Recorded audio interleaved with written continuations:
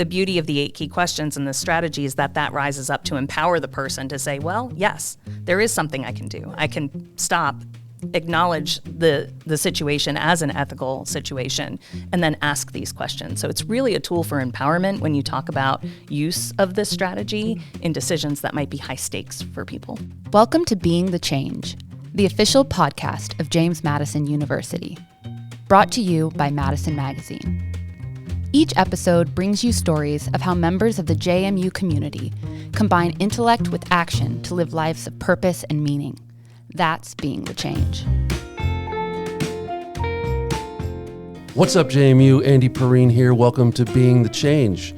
Today's episode is going to present to our listeners a really unique program at JMU that stands alone in higher ed in a fascinating way. It's been around for several years, and it's called Ethical Reasoning in Action.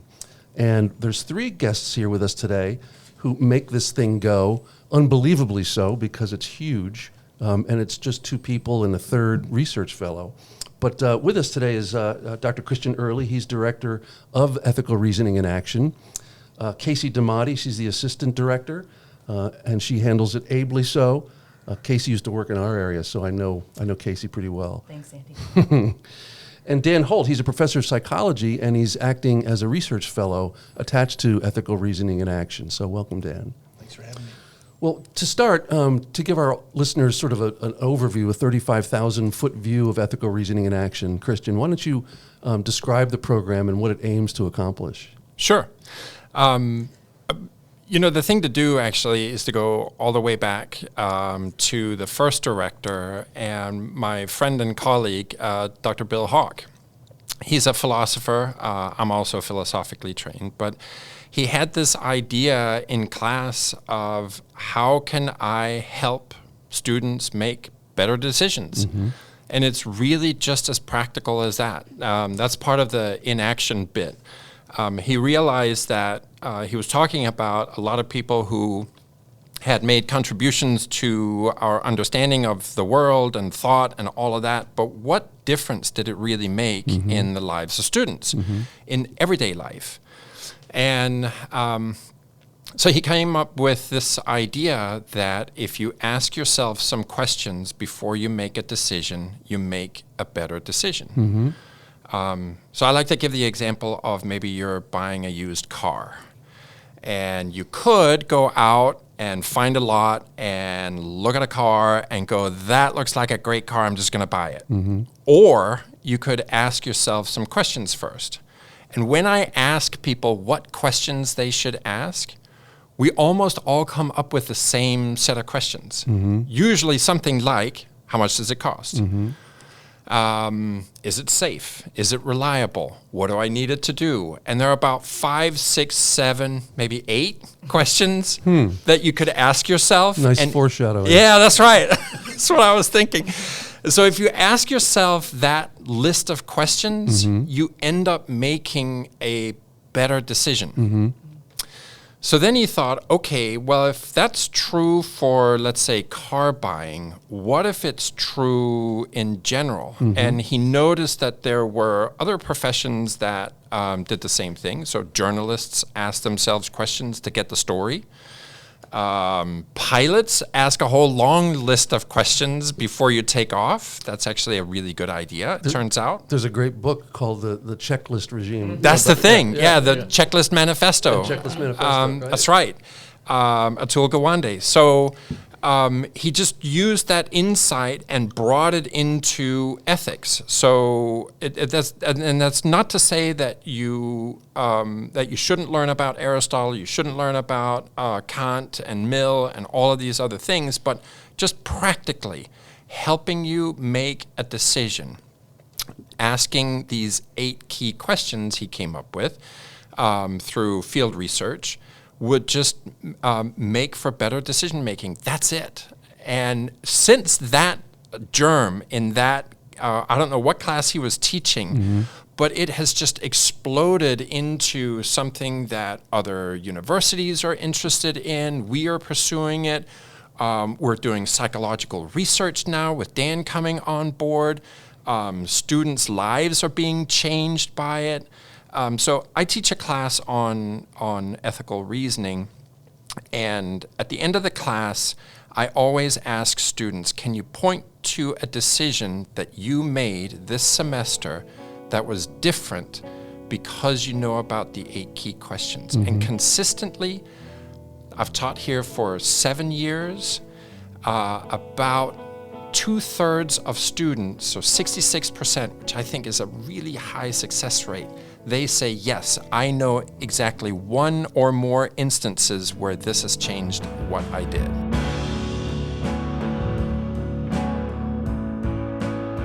Well, we should let our listeners know that it was probably about 15 years ago, Bill submitted an idea that he developed in this class. That's right. To the university for what's called a quality enhancement plan, which is a requirement of our accreditation. That's right. And his idea to teach all students ethical reasoning was chosen out of, I think it was more than 100 submissions back then, and it was developed into this university-wide program. Yeah. So this germ in the class turned into an entire university program that has now has got a lot of attention in the country. Yeah. And one of the things that I think is important for our listeners to know is that from the start, Bill was adamant that he wasn't teaching what decisions to make. That's right. He was teaching how to make decisions. It That's wasn't right. a strategy, it was a framework. That's right. And he was very insistent that everybody know that we're not trying to tell you what to decide, we're trying to tell you how to decide. Yeah.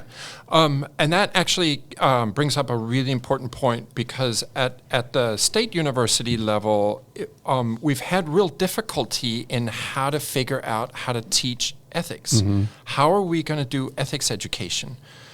So you could do codes and code compliance, but that tells you sort of the boundaries of what not to do. It doesn't tell you what to do inside the space of what's quote-unquote legal. So it doesn't tell you how to behave in everyday life. It just tells you don't cross this boundary.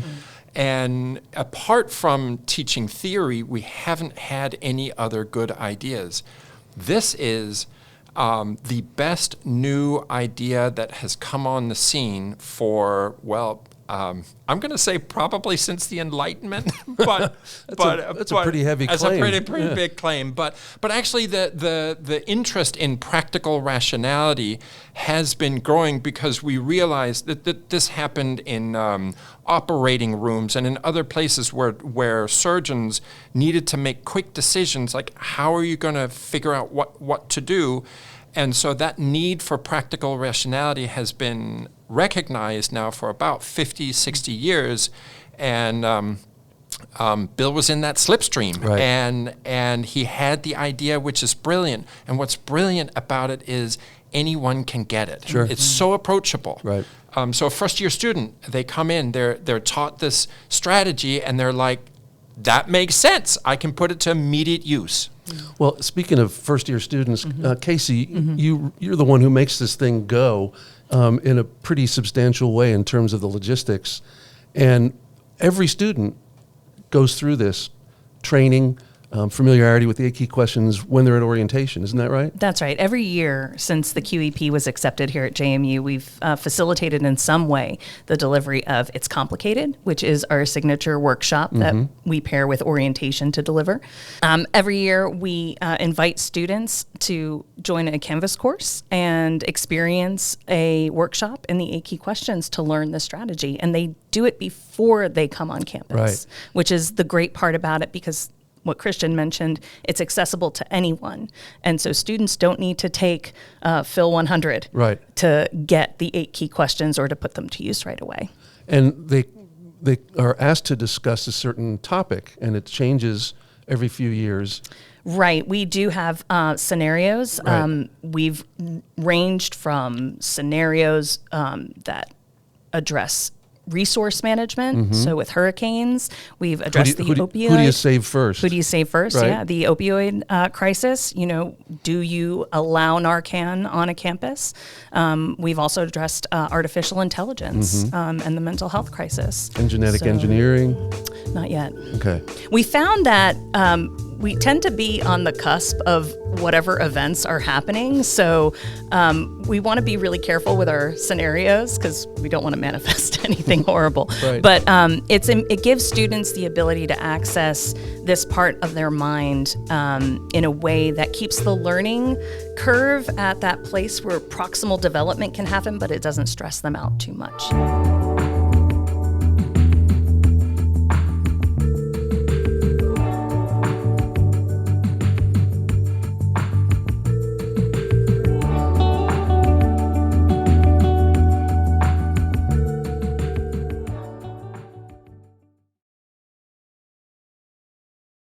Well, just so that listeners understand when we talk about the 8 key questions, this is some of the most elegant work that I've ever seen a philosopher do in terms of logistical manifestation. But there's 8 key questions that the students are given, and there's one word that is associated with each question. That's right. Fairness, outcomes, responsibility, character, liberty, empathy, authority, and rights. Yeah.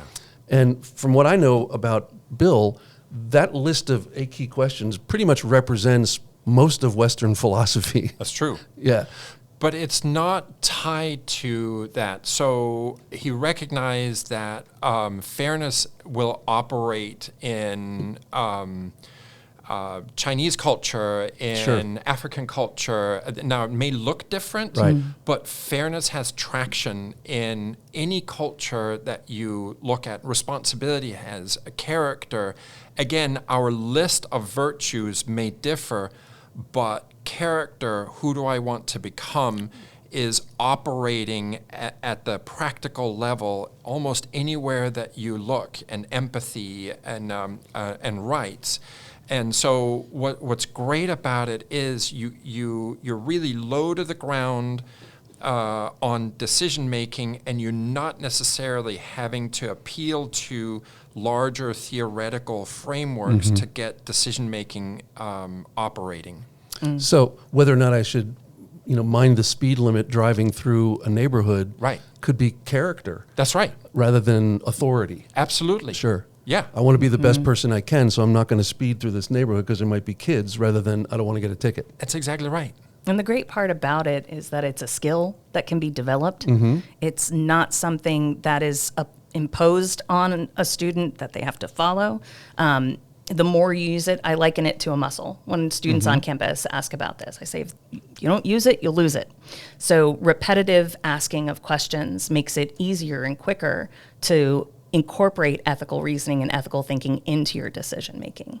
And one of the cool things about It's Complicated is that every student gets a credit card sized version of the 8 key questions. And in fact, I have one in my wallet, which I'm using today as a cheat sheet. Yes. And that's really for clear ethical reasoning. Use the 8 key questions. That's the mnemonic. That's the mnemonic. Yeah. Got it. Well, now, how do we know this is working? And I'm guessing this is where we bring Dan into the conversation. JMU is widely known as being a leader in learning assessment. We've, for many years, have been out in front of that. And we basically, you started your introduction, Christian, with 66% That's right. of students can recall that they went through this in their orientation. Yeah. The research I do is in decision making. And if I'm talking to my students in my class and I want them to have a take-home message, it's not going to be what are the 8 key questions and how does that help? What are the factors that are affecting your decisions? Got it. Right? So there's a noticeable intersection between our language and how we're trying to understand what we do and what we do. And the language I would use is just, understanding a handful of factors, whatever those might be, may help you make better decisions, right? So sometimes we don't know that we're being tugged or pulled in a certain direction, but when you see it, it's like, my behavior is clearly being influenced, or your behavior is being clearly influenced by these factors. And then once you see that, maybe that has an impact on your decision making, or how you structure something in your world to improve decision making for others if you're in a leadership position. Sure. Right. And so do you see in your experiments that there is an improvement in, or at least a difference making in their decision making? At this point, it's probably more about understanding how the factors that we experience contribute to the decisions we make. Okay. So think about that in terms of the natural phenomena of us making decisions all the time in our lives. And just understanding those factors that contribute is the first step to then leveraging that to perhaps make things better. Well, that's right. huge. So if it makes sense, you got to back up at this core level of, okay, well, we can't change the world to make it a better place in the decision-making lens until we have a better understanding of those factors that contribute to the decisions we make. Well, and for an 18, 19-year-old, to pull them into the realm where they understand that there are ways to think rather than just this is my reality and I'm reacting to it That's is right. a huge step. You can imagine the fun conversations in class we have about, but you see what's happening to you here. And like, no way. And we're like, look, let's read some literature. Let's talk about this as a class. And they come out of there going, wait a minute. Wait, there's more going on. You mean to tell me that my behavior in this environment is being influenced by these things? And I'm like, yeah, not just yours, everybody. So it makes them feel a little bit better. But and they're like, wow, that's really helpful to know. And that's really the intersection and the trend, to the ethical reasoning. It's like, okay, now is there something I can continue to do in the decision-making lens that intersects naturally with the ethical reasoning decision-making piece? Because the factors are not independent. Right. It's not like we're in this my bubble and then their bubble. The bubbles overlap. And how do we leverage the basics from the research side into sort of this applied everyday side?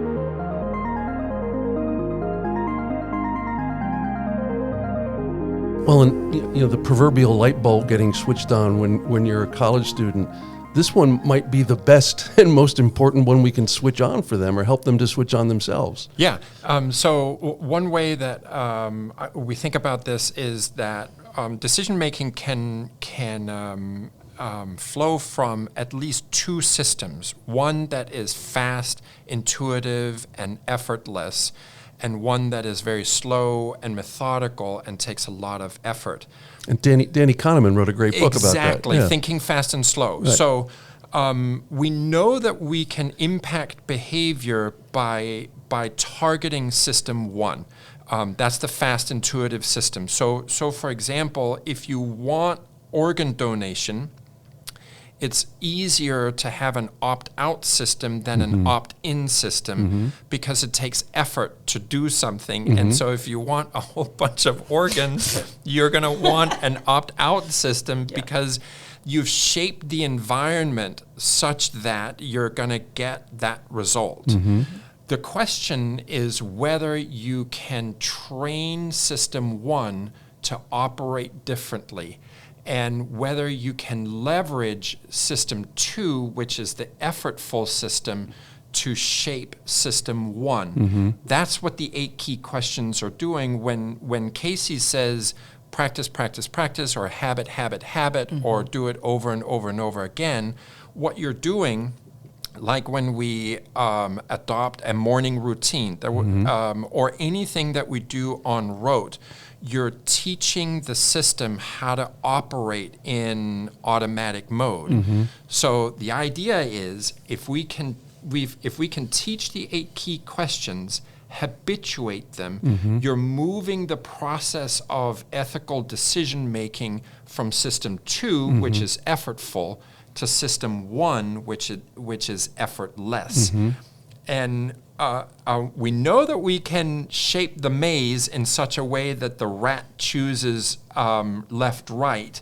But the question is, can we teach them how to navigate life? That's a much more difficult question. And the 8 key questions is our best approach so far. And that's what Dan is researching. Well, and rather than changing the maze so that the rat can find food, your real compelling interest for the student is to become a better person and have a life of purpose and meaning. That's exactly right. Which is what we all would like. Right? Yeah. And there's a level of empowerment too. Dan, when you were talking about your students sort of reacting to this idea that they're being tugged by factors in their environment, I could see how that might feel disenfranchising. And the question, right, well, is there something that I can do? The beauty of the 8 key questions and the strategy is that rises up to empower the person to say, well, yes, there is something I can do. I can stop, acknowledge the situation as an ethical situation, and then ask these questions. So it's really a tool for empowerment when you talk about use of this strategy in decisions that might be high stakes for people.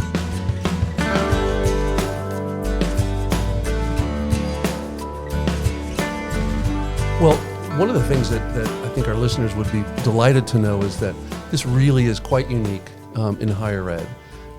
Could you place this effort sort of in the constellation of philosophical training or orientations for students and skills for life? How does this stand alone in higher ed? We're the only university who teaches this ethical reasoning skill the way that we teach it to students. It was created here at James Madison University. It's used by faculty in the Department of College of Ed and nursing. College of Business is taking it up. It's really important to remember that it started here, it's being used here, and we are consulting with places outside of here, nonprofit organization leaders, CEOs of companies, to spread the word and spread the use of the 8 key questions. And there's a few universities that have like university-wide programs that affect every student. And you mentioned the colleges. It's making its way into the curriculum as well. Faculty are putting it into the syllabi as a way to draw it up into the disciplines. And a lot of universities have centers for ethics research, and they teach what Christian was talking about, which is that theoretical picture of philosophy, right? And how to think about, deontology. I said that right this time. But this training, teaching the 8 key questions, is a practical, tangible way to put ethics into action, right? So we can say we believe things, we can say we hold philosophical truths, but how do we cash that out in our behaviors? Well, we can ensure that if we're asking these 8 key questions, that we're going to have more ethical information about our decision, so that action is going to be ethically informed, which makes it incredibly unique. And I should mention again, we said this at the top of the show, that the founder, Dr. Hawk, who I took as a student in the early 80s, I knew him as a student, he didn't want to teach what decisions to make, he wanted to teach how to make decisions. So in a time that is so charged with partisanship, where does this effort fit into giving our students the tools to be able to understand what's coming at them, how to respond to it, and how to make their way, understanding that our responsibilities counterbalance our rights? Well, again, it's about empowering decision-making and the agent who is in the position of facing that decision. It's not about telling people what to do, but telling people what questions they can ask to help them make that decision. Universities have had a hard time knowing how to teach ethics because it can shade very quickly into moralizing. Or it just flies up in the sky and stays there at 30,000 feet and totally unattainable and never touches ground. And talks about ideal situations. Well, we're never in ideal situations.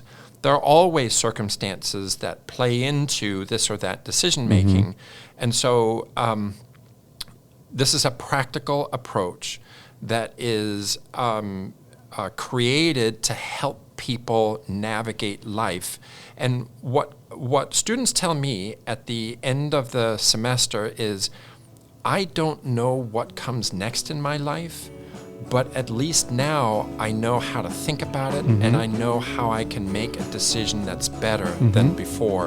And I find that incredibly satisfying as an educator. It leaves students practically in a better place because they know now what to think about. Well, it's the first step in acquiring the wisdom of age. Which I define as, I've gotten out of a lot of scrapes and I'm going to get out of this one. I got lucky. Yeah.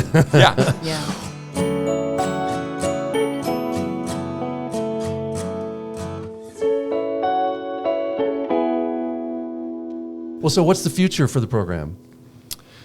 Well, this is the big question. Is we've got we've had 10 or 12 years where our focus really has been on JMU, but now interest has started from all these other universities and other people and institutions and organizations are learning about what we're doing. And it turns out that they can use it too. So I think in the future, we're going to see a lot more psychological research. We're going to see other institutions that we're going to partner with. We've got at least 5-6 institutions that I can think about. I'm not going to name them. But they are looking at partnering with us because they want to do what we are doing. And not just for undergraduate students. It's at many levels, right? It's That's for right. every level. Yeah. We are working in a partnership with SPCE to reach The School of Professional and Continuing Ed. some of their connections, like Merck and Right.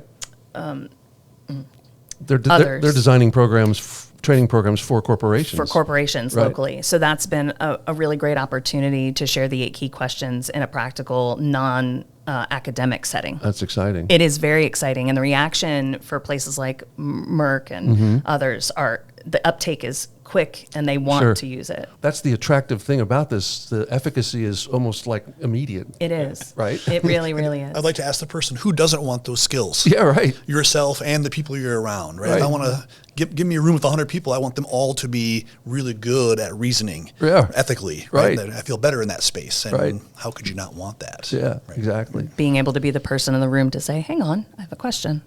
Right. Maybe the it's complicated should be renamed. Wait a minute. Hang on a second here. No, because every time somebody says it's complicated in the room, I feel like the ethical reasoning and action gnome that pops around the corner and goes, "You rang?" It's said in meetings more often than I'd like to admit because I've become the person in the room going, yes, it is complicated. You're right. The Let me wait show a minute. you my card. Yeah. The system 1, system 2 that Christian was talking about, the wait a minute is probably tapping directly into the system 2 aspect Exactly. as opposed to the moment aspect. Right. So, it is, wait a minute. And now some skills to apply to Sure. help you navigate with the key questions, but it's the pause is And probably important. ultimately hoping that it becomes rote. Right. Yeah. Right. Automatic. Well, this has been really fascinating. I just love this work. I think our listeners will probably really enjoy it. Thank you, 3, for showing up here at Being the Change. Christian, Dan, Casey. Thanks, Andy. It's been a real pleasure. And remember, listeners, if you have any ideas for future episodes or some feedback, you can reach us at beingthechange@jmu.edu. Until next time, go Dukes!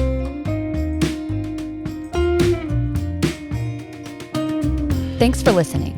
Subscribe to hear more stories about how members of the JMU community are being the change. Dive deeper and explore countless other stories at jmu.edu/Madison Magazine. Go Dukes! The Being the Change podcast was conceived by Jim Heffernan, editor of Madison Magazine, and me, Andy Perrine, head of JMU Marketing. Thanks to Jenna Polk and her team at the Rose Library Studios, where the show is recorded by Cody Troyer, Steve Adderton, and Olive Santos, all of the crazy talented JMU photo video team, who then produced the final episodes at the Ice House in downtown Harrisonburg. Original music by 2019 alumnus Neil Perrine. You can find the Being the Change podcast on all the popular platforms where we hope you'll like, share, and subscribe.